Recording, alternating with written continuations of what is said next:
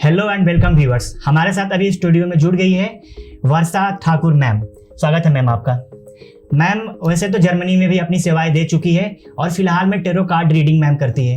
Healing से जुड़ी जानकारियां भी मैम रखती है और एज ए जर्नलिस्ट भी मैम काम कर चुकी है। तो मैम कुछ आप अपने जर्नी के बारे में हमारे व्यूअर्स को बता सकती?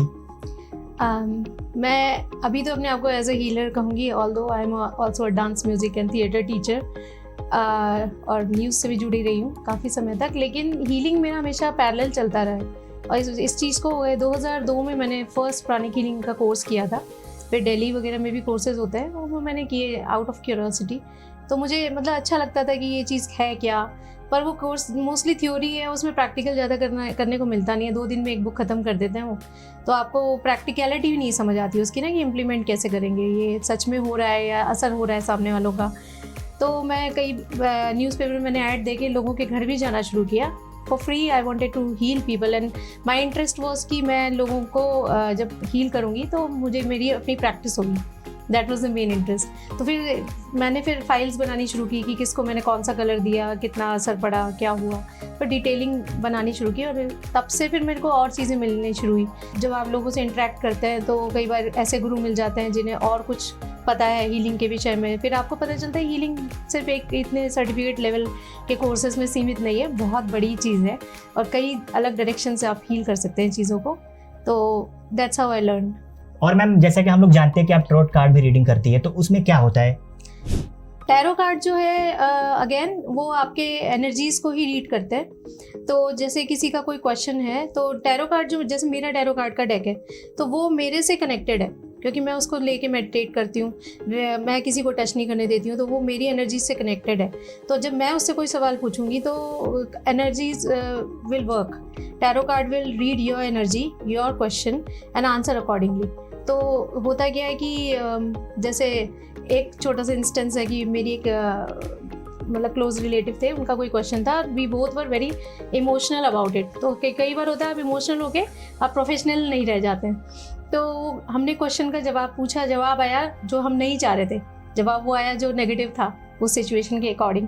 तो we both looked at each other. मैं चल रुक जा, मैं दोबारा पूछती हूँ। तो मैं दोबारा पूछा, फिर वैसे ही जवाब आया नेगेटिव। तो मैं चल एक बार और पूछ लेते हैं लास्ट टाइम। ऐसे करके मैंने जैसे ही वो डेक ले किया तो उसमें सबसे पहला कार्ड आया, you don't follow your intuition. मतलब टैरो कार्ड सीधा ही कि तुम मान नहीं रहे हो मेरी बात। तो it was like a slap on the face कि भाई मैं बता रहा हूँ, this is the answer, accept it, accept the truth. तो इतना क्लियर कट आंसर्स मिलते हैं टैरो कार्ड में। बट ये है कि नेक्स्ट 6 मंथ की एनर्जीज ही आप पढ़ पाते हैं उसमें। इट्स नॉट, क्योंकि एनर्जीज भी चेंज होती हैं। तो आज आप जो हो 6 महीने बाद कुछ और सोच रहे होते हो, तो एनर्जी इंसान की भी चेंज होती है। तो of course tarot card will read something else. जैसा कि मैम आपने बताया कि एनर्जी चेंज होते रहती है, तो एनर्जी चेंज होना किस पर डिपेंड होता है? एनर्जीज जो है वो आप जिन लोगों से मिलते हैं उनके इन्फ्लुएंस से चेंज होता है। जैसे अभी हम मिल रहे हैं तो एक कुछ और आप सोच रहे होंगे जो मैं बता रही हूँ, उससे कुछ और रिएक्शन होगा आपके अंदर।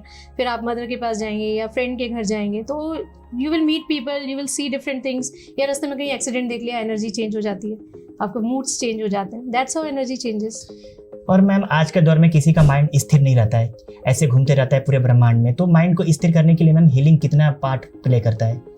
हीलिंग तो प्ले करता ही है पार्ट। हीलिंग में हम क्या करते हैं कि हीलिंग इज़ ऑल्सो, आप किसी को एनर्जी ट्रांसफॉर्म कर रहे हैं, उसकी एनर्जी को चेंज कर रहे हैं। तो उससे पहले आप खुद के लिए भी मेडिटेशन करते हैं और जो सेल्फ हीलिंग सीखते हैं लोग वो भी पहले मेडिटेशन सीखते हैं। तो of course meditation is the one which helps you concentrate and focus. और मैम आज के दौर में हमने देखा कि स्टूडेंट छोटी छोटी बातों पे सैड हो जाते हैं, निगेटिव चीज़ें अपने दिमाग में भर लेते हैं। लेकिन मैम अगर वो हीलिंग प्रैक्टिस करे तो डिप्रेशन और जो एंजाइटी होती रहती है उनको, क्या उनसे वो पार पा सकेंगे? बिल्कुल। एक्चुअली क्या है कि स्टूडेंट्स की आजकल बहुत प्रॉब्लम है, बिकॉज स्ट्रेस तो हर तरह का उनके ऊपर, पढ़ाई का तो है ही, ऊपर से पूरा एक बर्डन, एक फ्यूचर का बर्डन, एक्सपेक्टेशंस, वो सब है। तो आई वुड से कि सेल्फ हीलिंग तो सीखना चाहिए स्टूडेंट्स को and I am very happy to teach also.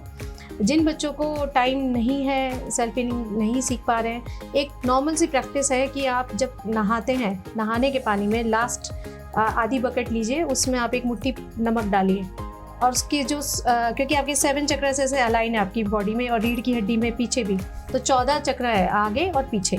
तो सर को छोड़ के, नहीं तो पता चला बाल सफ़ेद होने शुरू हो गए सबके, तो वो जो मग्गा है उसको लेके आप उसका धार बना के आप पूरे 7 चक्रास पे वॉश ऑफ कीजिए, एंड सेम बैक साइड में भी। तो कुछ हद तक आपकी जो एनर्जीज हैं, जो आप स्ट्रेस ले रहे हो, बाहर से एब्जॉर्ब कर रहे हो नेगेटिविटी, वो आपकी वॉश ऑफ होनी शुरू हो जाएंगी daily if you take this. और मैम किसी लोग को देखते हैं कि फिजिकली बहुत फिट है, लेकिन मेंटली क्या उसके अंदर चल रहा है हम लोग नहीं पता कर सकते। लेकिन मैम कोई मेंटली अनफिट है तो हीलिंग कितना इंपॉर्टेंट रोल प्ले करता है? Healing is miraculous in that sense, क्योंकि मेरे मैंने एक डिप्रेसिव पेशेंट्स जो हैं वो तक इससे मतलब ठीक हो गए। एक पेशेंट को तो it took 1 year every day healing, every day he used to come and I used to help him out.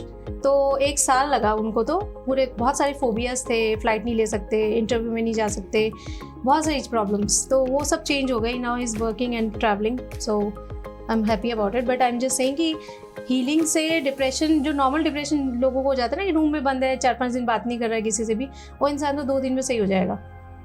और मैम हर लोग के लिए एक टाइप का हीलिंग करना पॉसिबल नहीं है। डे टू डे लाइफ में इतने काम होते हैं, इतने वर्क होते हैं, वर्कलोड भी होता है, तो टाइप्स ऑफ भी हीलिंग होते होंगे, तो कौन कौन से टाइप्स ऑफ हीलिंग है? हीलिंग के इतने तरीके हैं, खाने से लेके सूरज की रोशनी, पानी, आपका आचार व्यवहार और आपके आसपास के लोग, यहाँ तक कि किसी से बात करके भी आपको बहुत पॉजिटिव फील होता है कई बार ना, कि किसी फ्रेंड से बात कर ली और this friend is talking to you and helping you out just from the talk. वो टॉक क्यों हो रही है? क्योंकि वो इंसान इतना पॉजिटिव है कि आप उसकी एनर्जी शेयर कर रहे हो, आप उसके ऑरा में बैठ गए हो। तो ऑरा भी किसी फ्रेंड का या किसी भी इंसान का ऑरा अगर पॉजिटिव है, उनके साथ बैठ के भी, तो आप मंदिरों में जाओ, आप किसी गुरुजी के पास बैठे हैं, उनका ऑरा बहुत स्ट्रॉन्ग है एंड पॉजिटिव है, तो such things. And of course cosmic healing is we are talking about, but crystal healing, colour therapy, sun rays, everything you can heal yourself. Go to the forest, go for a walk and you will be clean. Go to the water, Ganga के किनारे बैठ जाओ, you will be clean, your aura will be clean. So there are so many ways to clean yourself. और ma'am जैसा कि हमने देखा है, कुछ भी चीज़ अच्छा बनता है, मानव जीवन को बेहतर करने के लिए बनता है, लेकिन उसका निगेटिव यूज़ भी करते हैं लोग। तो हीलिंग के साथ भी ऐसा होता है क्या कि निगेटिव यूज़ में हीलिंग को यूज़ कर रहा है कोई? हीलिंग को नेगेटिव वे में यूज़ किया जा सकता है, आई वुड नॉट से, क्योंकि एनर्जी मैनिपुलेशन है, तो ये पॉजिटिव नेगेटिव बहुत होता है। लेकिन जो नॉर्मली जो हीलर्स होते हैं वो ये काम नहीं करते हैं, बिकॉज उसके कॉन्सिक्वेंसेस बहुत बहुत ज़्यादा बुरे होते हैं। Those who are into meditation healing, उन्हें पता है कि हम क्या काम कर रहे हैं, उससे हमें क्या बेनिफिट है। उन्हें ये भी पता है कि अगर हम इससे उल्टा कुछ करते हैं तो हमारा क्या नुकसान, कितने लेवल्स पे, कितने जन्मों तक का नुकसान होने वाला है। तो आई वुड रियली से कि कोई हीलर उल्टा काम मुझे नहीं लगता कि करेंगे, because they know the consequences. और मैम थोड़ा इससे हटके हम लोग पूछते हैं और जानते हैं सवाल कि मैम एक पॉजिटिव थिंकिंग होता है लोगों का, एक पॉजिटिव माइंडसेट होता है लोगों का, तो एक पॉजिटिव माइंडसेट को बरकरार रखना कितना इंपॉर्टेंट होता है? जबकि हमने सुना है अपने पूर्वज से, अपने माता पिता से सुना है कि लोग बोलते हैं कि अगर पॉजिटिव सोचोगे तो पॉजिटिव होगा, निगेटिव सोचोगे तो निगेटिव होगा। तो क्या रियल लाइफ में भी ऐसा होता है कि हम पॉजिटिव सोच रहे हैं तो हमारे साथ पॉजिटिव हो रहा है, हम निगेटिव सोच रहे हैं तो हमारे साथ निगेटिव हो रहा है? हाँ, क्योंकि नेगेटिव एनर्जीज क्या है, एनर्जी है ना, बोथ आर एनर्जीज। तो आपका क्या है कि आपने कुछ नेगेटिव सोचा, या आपको किसी ने नेगेटिव चीज़ बताई, या न्यूज़ में आपने कुछ नेगेटिविटी देख ली, फिर आपको अच्छा लगने लगा, फिर आपने और नेगेटिविटी देखी, फिर आपने हॉरर मूवीज़ देखी, फिर आपने सारा नेगेटिव ही इम्पैक्ट आपका नेगेटिव चीज़ों पे ज़्यादा चला गया, फिर आपके दिल में डर बैठ गया और आपको नेगेटिव सपने आ रहे हैं, फिर नेगेटिव थॉट्स चल रहे हैं। तो आप क्या कर रहे हो, आप क्रिएट कर रहे हो नेगेटिविटी, और वो एक नेगेटिव एनर्जी जो है वो आपके ऑरा में आके बैठ जाएगी। देन यू विल क्या होता है, एनर्जी को खींचती है, पॉजिटिव को खींचेगा, नेगेटिव को। तो that negativity will create more negativity around you, such people will come to you, आपके थॉट्स भी वैसे ही जनरेट होंगे और उसी तरह से आप नेगेटिविटी में डाउनफॉल में चले जाओगे। That's how it is. तो ऑलवेज ठीक है, आप देखो, नेगेटिव चीज़ें भी देखनी चाहिए और लाइफ में है, you can not control your self, पर हाँ आप कोशिश करो कि उसे वॉश ऑफ भी करो, क्लीन भी करो and come to the balance. और मैम दोनों थिंकिंग को, निगेटिव और पॉजिटिव को बैलेंस कैसे रख सकते हैं आज के डेट में? बैलेंस करने का एक और तरीका है, हाँ, moon water, I would like to say, कि जब पूर्णमासी होती है तो पूर्णमासी में आप ग्लास के एक कंटेनर में पानी भर के, ड्रिंकिंग वाटर आप रख दीजिए चांद की रोशनी में, 3 से 4 घंटे के लिए। तो 8 बजे अगर मून आया है तो 8, 9, 10, 11, 12, साढ़े 12 बजे उठा लेना आप कंटेनर, उठा के उसे फिर आप किसी बॉटल में करके इंसुलेट करके और किसी अलमारी में रख दो डार्क जगह पे, क्योंकि सूरज की रोशनी पड़ते ही चांद की रोशनी ख़त्म हो जाएगी। तो चांद की जो एनर्जी है उस पानी में आ गई है। अब वो 7 डेज़ तक आप वो पानी पी सकते हैं और उसके बाद वो पीने लायक नहीं रहेगा, पानी धीरे धीरे ख़राब होने लगता है। तो व्हाट यू डू कि वो बाकी का पानी आप घर में जैसे नहाने में यूज़ कर लो, पोछे में, क्लीनिंग में यूज़ कर लो, बॉडी क्लीनिंग में यूज़ करो आई वुड से। तो क्या है कि उसकी जो मून की जो एनर्जी है that is good for emotional health, mental health. तो आप वो पानी कंज्यूम भी कर रहे हो, आप उससे नहा भी रहे हो, तो आपको क्या हो रहा है कि मेंटली आपको चंद्रमा की रोशनी की एनर्जी मिल रही है। जो लोग मोती पहनते हैं, एग्रेसिव हो रहा हूँ या मैं डल फील कर रहा हूँ, तो इंसान मोती पहनते हैं, चंद्रमा की पूजा वूजा, ये सब करने की जरूरत नहीं है। Just keep this, students can do anywhere, hostels में भी कर सकते हो आप ये। It's very simple. और मैम क्या खान पान से भी ऐसा निगेटिव थिंकिंग आता है, पॉजिटिव थिंकिंग आता है? बिल्कुल, खान पान से तो आता है। सात्विक आहार जो है, सात्विक आहार तो आपको इजी रहेगा ना पेट में आपको पचाने में, तो डेफिनेटली आपका सारा एनर्जी पेट में नहीं जा रहा है। और जो आप मांसाहार करते हैं तो उससे क्या होगा कि आपका सारी एनर्जी, सारा ब्लड पेट में जाएगा उसको पचाने के लिए, तो बाकी जगह ब्रेन में लाइट नहीं फील होगा, आपको हैवी फील रहेगा, लेथार्जिक फील होगा, आप सोचोगे, खाना खाए आप सो जाते हैं, सो के उठे फिर खाना खा लो फिर सो जाओ, तो that will be very tiring, you will not have that energy to, that's how the aahar system is categorised, है ना। और मैम आज के समय में लक की बात होता है, किसी के लिए लकी नंबर कोई होता है, किसी के लिए कोई लकी पर्सन होता है, तो क्या सही जिंदगी में भी एग्जिस्ट करता है? बिल्कुल करता है। लक क्या है आपका, जब आप बॉर्न होते हो जिस वक्त, है ना, इवन कंसेप्शन के टाइम ही यू आर द फाइटर, इतने सारों में से आप रेस में फर्स्ट आए हो, एंड देन आप पैदा हो गए बिना किसी प्रॉब्लम के, आपके सारी उंगलियां सब पूरी हैं, सब कुछ ठीक ठाक है, तो that's a blessing. And that moment when you were born, तो आपको कुछ ग्रहों का जो प्लैनेटरी कॉन्स्टलेशन था ब्रह्मांड में, उनकी रेस पड़ती है आपकी बॉडी पे जब आप बाहर आ रहे हो मदर के वूम से, तो that is the first rays you are getting. तो उसमें जो भी कॉन्स्टलेशन है, जो भी ग्रह आपके फेवरेबल है, जिन्होंने आपको हेल्प की है बॉर्न होने में, वो they are your lucky planets. तो उनसे रिलेटेड मान लीजिए मंगल आपका लकी प्लैनेट, तो रेड कलर का, I think there was a cricketer 83 के उसमें, I don't forget his name, not Kapil Dev, I don't know, I'm very bad with cricket but I know this guy used to keep the red रुमाल अपने pocket में हमेशा। तो these kind of things, जैसे मेरे purse में मैं हमेशा ग्रीन रखती हूँ बिकॉज आई एम कन्या राशि, तो बुध मेरे स्वामी है कन्या राशि के, तो green energy I need, that's how it is. और मैम जैसे आप ग्रीन के बारे में बात की, तो कलर जो हमारे रंग होते हैं वो कैसे ग्रह से जुड़े होते हैं? हाँ, तो ग्रहों, प्लैनेट की एनर्जी हमारे, मतलब सारे जो ब्रह्मांड के जो प्लैनेट हैं, तारे हैं, उनका, नक्षत्रों का भी रेस पड़ रही है हमारे अर्थ पे।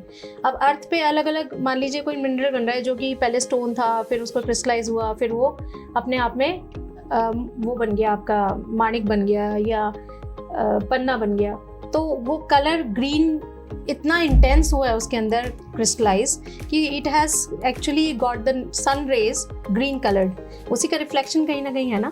अगर आप पढ़ेंगे कि आप कलर्स कैसे देखते हैं, तो वो आप कैसे ब्लैक कैसे देख रहे हैं या ब्लू कैसे देख रहे हैं अकॉर्डिंग टू साइंस, कि सिर्फ ये वाला एक कलर जो रिफ्लेक्ट हो रहा है, बाकी सारे कलर इस मटेरियल ने एब्जॉर्ब कर लिए, है ना। तो that's how you see the colours. तो वो जो पत्थर है उसने भी वही कलर रिफ्लेक्ट किया है, तो वो ग्रीन दिख रहा है पन्ना, तो वो वही एक कलर है जो प्रोमिनेंट है, जिसको वो एक्सेप्ट करके रिफ्लेक्ट भी करता है, तो वही एनर्जी वो आपको दे पाएगा।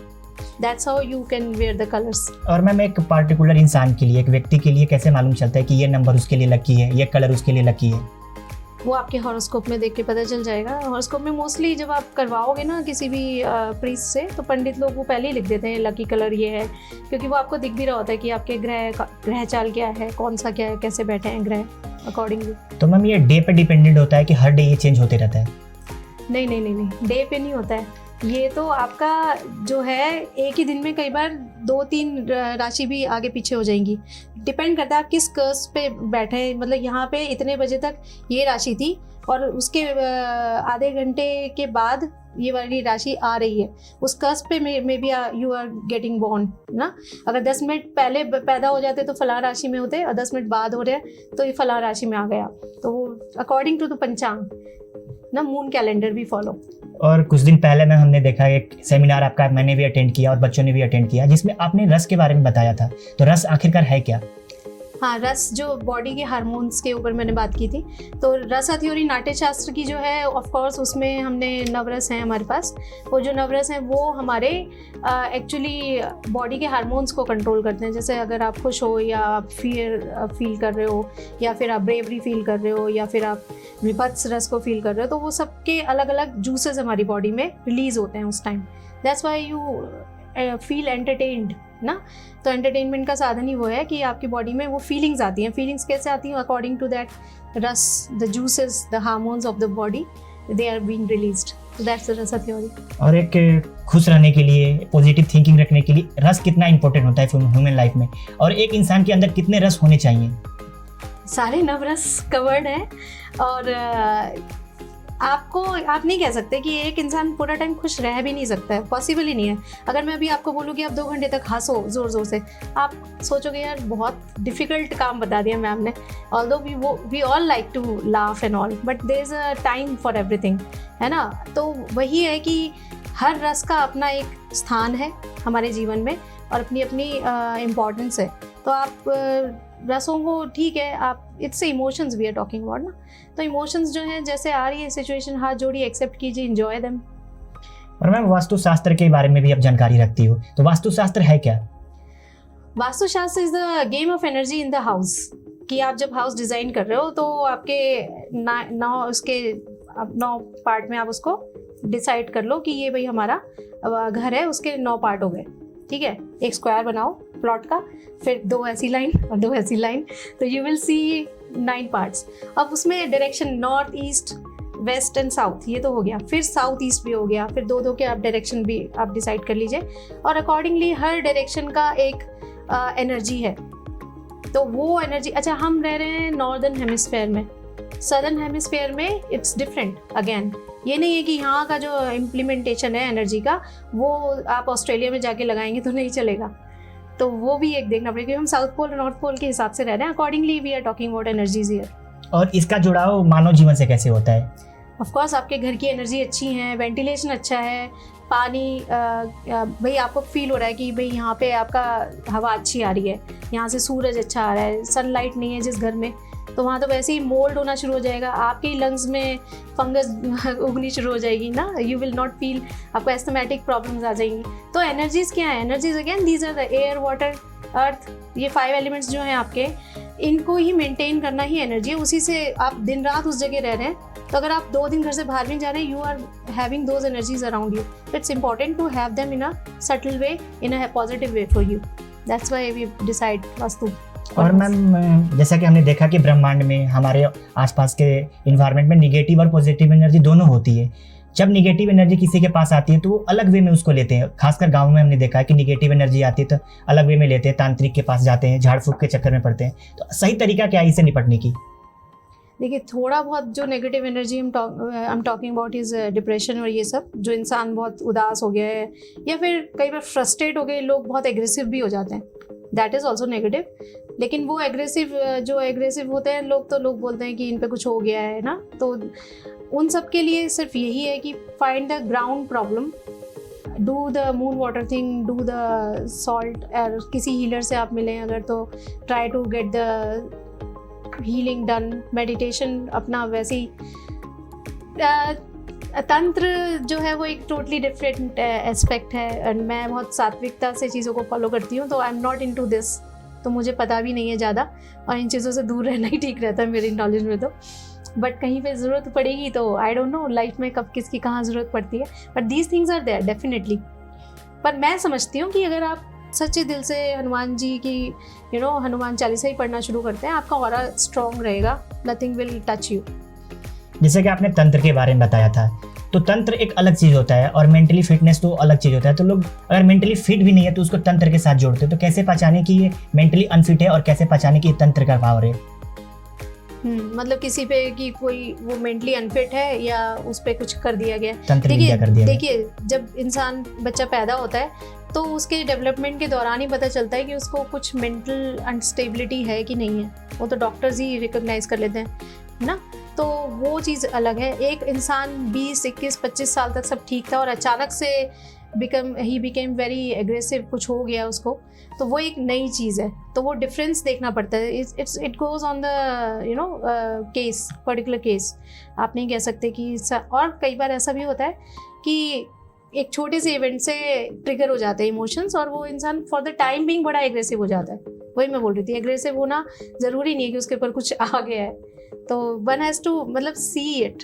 मैं एक साथ नहीं बोल सकती कि ऐसा नहीं होगा, मैं ये भी नहीं बोल सकती कि ऐसा ही होगा। और मैम हमने देखा है, बहुत से पंडितों को भी देखा है, अभी हाल ही में जो शास्त्र विद्या होती है, अब उससे रिलेटेड कोई चीज़ें होती हैं तो फ्यूचर रीड करते हैं, फ्यूचर बताते हैं। तो क्या ऐसी चीज़ एग्जिस्ट करती है दुनिया में? बिल्कुल करती है। शास्त्र तो सारे हैं। ये भविष्य पुराण रखी है मेरे पास घर में, तो उसमें तो ये तक है कि आगे चल के होने क्या वाला है और कलयुग के एंड में क्या होने वाला है, सब कुछ लिखा है। इतने पुराना ग्रंथ है, उसमें सब कुछ मेंशन है ऑलरेडी। और आप देखते हो तो यू फील कि हाँ, चीज़ें हो भी रही हैं। तो देर आर ऋषि एंड मुनि and pandits, they have their calculation ना। जैसे आर्यभट्ट ने पहले ही डिस्कवर किया ना, उन्होंने बिना रॉकेट पे गए कि पृथ्वी का एक्चुअल शेप क्या है और कौन सा ग्रह कितनी दूर बैठा है, क्या है। तो ही डिड दोज थिंग्स ना, तो वो कैलकुलेशंस ही तो हैं। और मैम मेडिटेशन क्या है? मेडिटेशन के बारे में आजकल बातें होती है, लेकिन एग्जैक्ट मीनिंग क्या है मेडिटेशन का, वो लोग समझ नहीं पाते हैं। हाँ, मेडिटेशन देखिए, हमारे शरीर में एनर्जीज बह रही हैं अलग अलग जगह और फुल ऑफ केमिकल है हमारा शरीर, फुल ऑफ बैक्टीरिया है हमारा शरीर, है ना। पेट के गट बैक्टीरिया अलग है, सब अलग है, न्यूरॉन्स अलग चल रहे हैं ब्रेन में। तो आपका पूरा ये केमिकल का सर्किट है। जैसे आप खोलोगे ना मदरबोर्ड कंप्यूटर का, उसमें इतनी सारी तारें हैं, हमारा शरीर भी वैसे ही है। तो हमारे शरीर में लेकिन मेन जो एनर्जीज हैं वो सुषुम्ना नाड़ी सेंटर में है और आपका सूर्य और चंद्र नाड़ी। अब सूर्य नाड़ी जो है वो आपका राइट साइड कवर करता है, लेफ्ट साइड आपका चंद्र नाड़ी और सुषुम्ना बीच में। तो होता क्या है, जब आप मेडिटेशन करते हैं तो चंद्र और सूर्य नाड़ी का तो फ्लो चलता रहता है लाइफ में। जब आप मेडिटेशन करते हैं तो आपकी एनर्जी सुषुम्ना में आती है, जो कि हर रात में भी आती है। जब आप सो रहे होते हैं उस टाइम भी, तभी कहते हैं मैनिफेस्टेशन के लिए कि सोने से पहले कुछ विश करके सो और उठ के सबसे पहले आप अभी भी सुषुम्ना में ही होते हो, तो उठने के बाद भी आप उसी फ्लो में, उसी आधी नींद के फेज में उसी विश को फिर से बोलो। दिस इज़ व्हाट एक मैनिफेस्टेशन का टेक्निक है। तो we come back to meditation. तो क्या होता है कि मेडिटेशन में आप सुषुम्ना नाड़ी पे अप्रोच करते हैं, बोथ एनर्जीज चंद्र और सूर्य से बीच में। तो उसके लिए प्राणायाम, आलोम विलोम की प्रैक्टिस शुरू कीजिए। धीरे धीरे आपको वो बीच का गैप आना शुरू हो जाएगा जहाँ पे आप पॉज लेते हैं, वही सुषुम्ना नाड़ी का रास्ता है। तो once your energy comes there, that is meditation, that is the shanti, that is the everything. और मैम इसके टाइप्स के बारे में बात करें तो कौन कौन से टाइप्स होते हैं मेडिटेशन के? क्योंकि लोग अलग अलग मेडिटेशन प्रैक्टिस करते हैं, क्या वो सही प्रैक्टिस करते हैं कि नहीं करते? तो आप टाइप्स के बारे में हमारे दर्शकों को बताती तो ईजी होता है उनके लिए जानना। देखिए, मेडिटेशन क्या है, जैसे हमारा रिलीजन है, रिलीजन भी क्या है, रिलीजन है उस टाइम पे तो सोसाइटी को स्ट्रक्चर करने के लिए लॉ बनाए गए। तो हर रिलीजन में एक लॉ है कि ऐसा नहीं करना, झूठ नहीं बोलना, ये नहीं करना, दीज आर लॉ। तो ऐसे ही जो आपका मेडिटेशन है उसमें भी अलग अलग गुरुओं ने अलग अलग तरीके खोजे कि हम किस तरह से इस इंसान को, क्योंकि लोग भी तो बहुत तरह के हैं, किसी को किसी तरह से जैसे ज़मीन पे बैठ के आलती पालती मार के हर कोई नहीं मेडिटेशन कर सकता। कुछ लोग हैं जिन्हें चेयर पे बैठ के कंफर्टेबल है, किसी को लेट के ही करना है मेडिटेशन। तो मेडिटेशन तो आप कैसे भी कर सकते हैं, यहाँ तक कि there is a slow walk meditation also. तो उसमें क्या होता है, आप एक एक कदम पे ऐसे और रखा, तो you feel your each and every movement of your body, that is also meditation. Osho ने कहा चाय पीना भी एक मेडिटेशन है। अगर आप एक एक सिप ले रहे हो और उसका हर टेस्ट को आप फील कर रहे हो अपने ग्लैंड्स में and everything, that is also meditation. तो इट्स अबाउट फोकस। अभी we are talking about focus here. Meditation तो फिर वो स्थिति है जो कि सुषुम्ना नाड़ी को एक्टिवेट करके जब आप पहुंच जाते हैं, बिल्कुल सेंटर में आ गए, फिर ऊपर गए, दैट इज मेडिटेशन। लेकिन ये सब रास्ते हैं, बहुत सारे रास्ते हैं। ओशो ने अलग टेक्निक बताई है, और भी बहुत सारे गुरु हैं हमारे, श्री श्री रविशंकर जी हैं, सदगुरु हैं। तो सभी अपनी अपनी टेक्निक्स बता रहे हैं ताकि हेल्प मिल जाए सबको। अप्रोच वही है। और मैम योगा को भी मेडिटेशन से लोग जोड़ते हैं, तो क्या ये दोनों अलग होते हैं, योगा और मेडिटेशन, या दोनों सेम ही होता है? देखिए, योग को मैं एक चीज़ मैं आपको बताऊंगी। अभी बात हो रही थी डीन मैम से क्रिया योगा के विषय में। और योगा जो है, योगा तो है नहीं, योग है पहले तो ना, हिंदी वर्ड योग है। योग जो है किस चीज़ का योग है? सूर्य नाड़ी और चंद्र नाड़ी जो आपकी है उसका योग, सुषुम्ना में आके वो योग है। तो आप प्रैक्टिस करते हो फिजिकल प्रैक्टिस। हम योग सोचते हैं कि एक्सरसाइज करना योग है, योग वो नहीं है। योग मतलब जोड़ना ना, हिंदी में क्या प्लस को क्या बोलते हैं, हिंदी में एडिशन को योग, घटाओ और जोड़ो, है ना। तो योग मतलब जोड़ो, किसको जोड़ो? एनर्जीज को, अपनी ब्रीदिंग के सिस्टम को इस तरह से बनाओ कि आप सुषुम्ना में आ पाओ अगेन, दैट इज योग। वैसे तो मैम क्वेश्चंस बहुत है, लेकिन टाइम लिमिट, हमारे पास बहुत लिमिटेड टाइम था। तो मैम जाते जाते आप हमारे दर्शकों को कोई टिप्स और आइडियाज़ देना चाहें तो? मैं तो सभी अभी हम उत्तरांचल यूनिवर्सिटी में हैं, तो आई वुड से कि जितने भी बच्चे हैं, it's very important for you guys to do pranayama. एक तो प्राणायाम कीजिए, आपका फोकस अच्छा होगा। सेकंड, वो जो मैंने सॉल्ट वाटर बात बोला है वो प्रैक्टिस कीजिए तो आपका स्ट्रेस कम होगा। एंड थर्ड, अगर मून वाटर बना के उसको थोड़ा थोड़ा आप मतलब पूर्णमासी में बना लेते हो, रेगुलेट करते हो, नहाते हो, उसे थोड़ा बहुत पी लेते हो, that will also help you focus better, depression से बाहर, स्ट्रेस से रिलीफ। तो आई वुड से कि these are the tips I could give today. Thank you so much ma'am हमसे जुड़ने के Thank लिए। और आप भी ये एपिसोड देख के बताइएगा कि आपको बेस्ट पार्ट कौन सा लगा, और अपने सवाल कमेंट्स में जरूर बताइएगा, ताकि फिर से मैम के साथ हम लोग बैठ सके और इसी विषय पे और लंबा बात कर सके। अभी के लिए फिलहाल इतना ही। टाइम्स ऑफ उत्तरांचल में आपका धन्यवाद। देखते रहिए टाइम्स ऑफ उत्तरांचल। मैं रोहित दुबे। नमस्कार।